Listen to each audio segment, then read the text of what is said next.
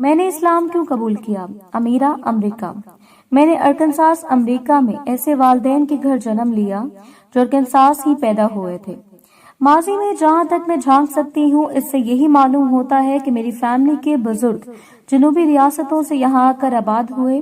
میری ساری پرورش ایک فارم پر ہوئی جہاں صبح سویرے اٹھ کر بڑی تعداد میں گایوں کا دودھ دھونا ہوتا ہے، مرغیوں کو خوراک دینی ہوتی ہے اور روزمرہ کے دیگر کام کرنے ہوتے ہیں۔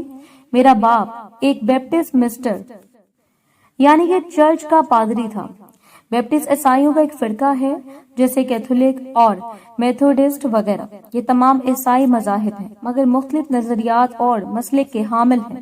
یہ بالکل ایسے ہی ہیں جیسے مسلمانوں میں شیعہ اور سنی۔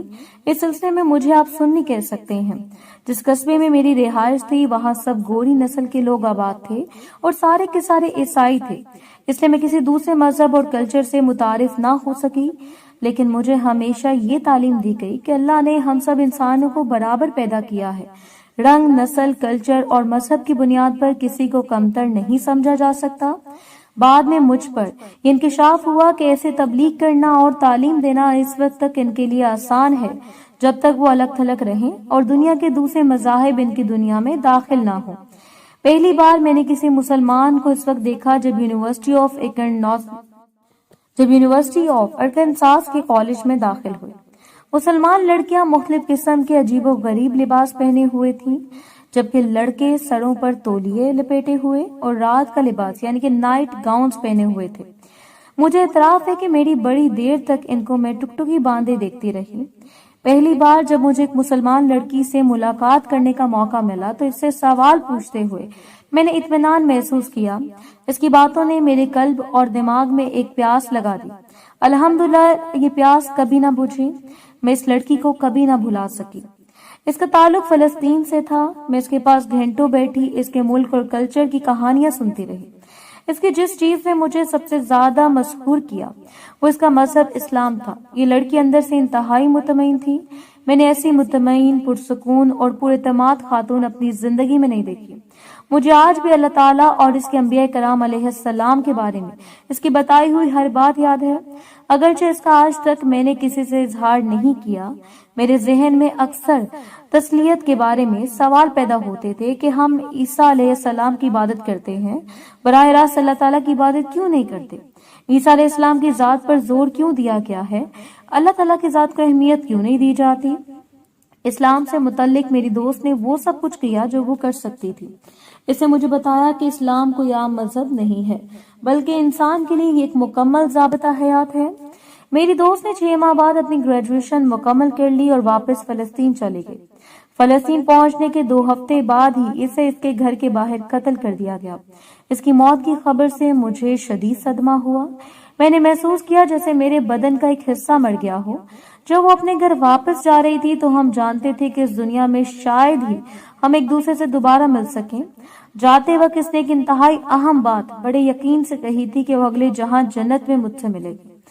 اس کے بعد مشرق و وسطیٰ کے کئی افراد سے میری ملاقات اور دوستی ہوئی۔ میری سہیلی کی موت سے مجھے جو صدمہ پہنچا تھا، اس صدمے کو برداشت کرنے کے لیے انہوں نے میری بڑی مدد کی۔ اس آنے کے بعد عربی زبان سے بھی مجھے محبت ہو گئی کہ یہ بہت ہی خوبصورت زبان ہے۔ میں گھنٹوں قرآن کے ٹیپ سنتی، اگرچہ میں کبھی بھی نہ سمجھ پائی کہ یہ کیا کہا جا رہا ہے۔ آج یہ بھی صورت ہے کہ میں بڑی چاہت سے قرآن کو سنتی ہوں، اگرچہ کچھ سمجھ نہیں پاتی، لیکن قرآن کی تلاوت میرے قلب اور روح کو اپنے اثر میں لے لیتی ہے۔ کالج میں عربی زبان سیکھنے کے لیے میرے پاس بالکل وقت نہیں تھا۔ کالج سے فارغ ہونے کے بعد جب میں اپنی کمیونٹی میں واپس آ گئی تو مسلمانوں سے میرا مزید رابطہ نہ رہا، لیکن میری روح میں اسلام کی جو طلب اور عربی زبان سے جو محبت پیدا ہو چکی تھی اس نے مجھے کبھی نہ چھوڑا۔ اس کے باعث میرے والدین اور کئی دوستوں کا غصہ بھی بڑھا۔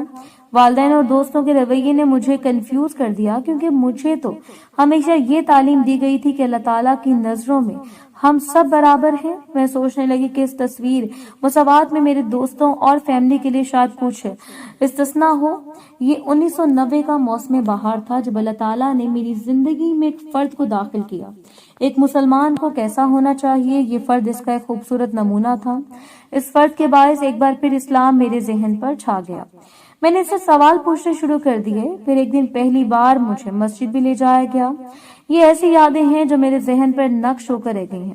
اس نے اسلام سے متعلق مجھے جو بھی دیا میں نے پڑھ ڈالا.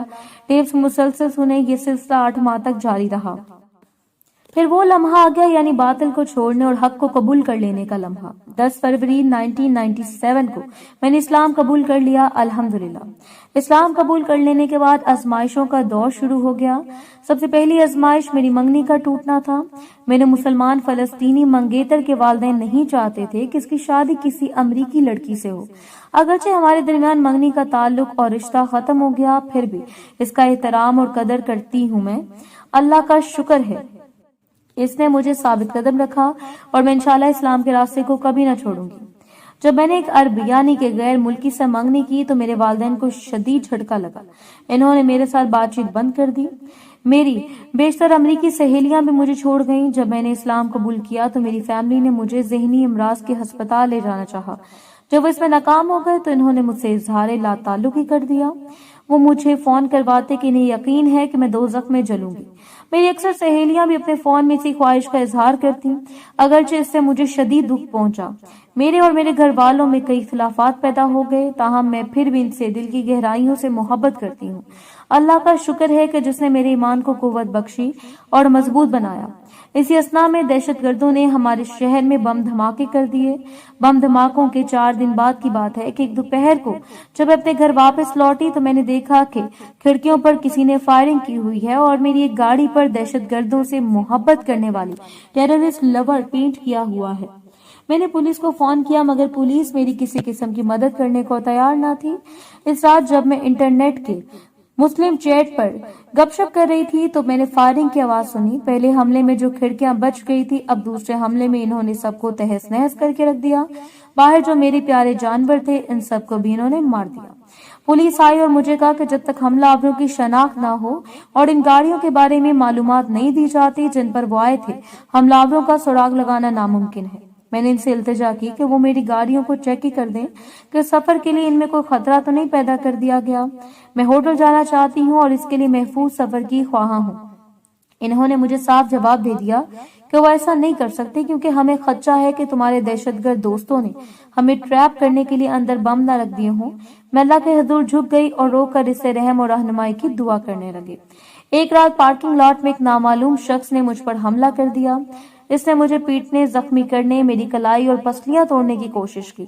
اس آدمی کو تو پکڑ لیا گیا. ایک روز جب میں ڈرائی کلینر کے پاس اپنے کپڑے لینے گئی تو مجھے بتایا گیا کہ وہ گم ہو گئے ہیں. ان کپڑوں میں میرے تمام سکارف، حجاب وغیرہ شامل تھے. ان کے لیے یہ اشیاء گم کرنا کتنا آسان تھا. یہ قصبہ بہت چھوٹا تھا اور قرب و جوار میں کوئی مسلمان بھی نہیں ہے. قریب ترین مسجد 120 میل دور ہے. اگرچہ یہاں تنہا ہوں اور کوئی دوسرا مسلمان نہیں جس کے پاس ملنے کے لیے جا سکوں اور اس سے کچھ سیکھ سکوں، لیکن الحمدللہ اللہ ہر وقت میرے پاس ہوتا ہے. میرے پاس اسلام کا جو بھی تھوڑا بہت علم ہے یہ انٹرنیٹ پر اسلام کے بارے میں دستیاب معلومات پڑھ کر اپنے سچے دوستوں کے ذریعے اور انٹرنیٹ فیملی کے ذریعے سے حاصل ہوا ہے. میں اپنے فلسطینی بھائی کی محبت، مدد، دوستی اور اس کی دعاؤں کے لیے اس کی خصوصی شکر گزار ہوں. انٹرنیٹ کے میرے دوسرے مسلمان بھائیوں اور بہنوں، میں آپ سب کو دل کی گہرائیوں سے چاہتی ہوں اور آپ کی شکر گزار ہوں. میں نے داستان کسی قسم کی ہمدردی حاصل کرنے کی امید پر نہیں لکھی، لیکن میں یہ سب ضرور کہوں گی کہ میرے لیے مسلسل دعا کرتے رہیں.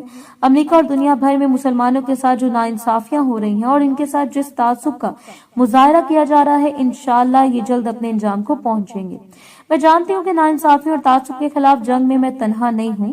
یہی وقت ہے کہ میڈیا لوگوں کے سامنے اسلام کی صحیح تصویر لائے. آخری بات اپنی پیاری سہیلی سے جس نے سب سے پہلے اپنی اسلامی علم میں مجھے شریک کیا. میں جانتی ہوں کہ 10 فروری 1997 کو جب میں نے کلمہ شہادت پڑھا تھا تو تم جنت میں خوشی سے مسکرا اٹھی تھی. سب تعریف اللہ کے لیے ہیں. انشاءاللہ ہم ایک بار پھر ملیں.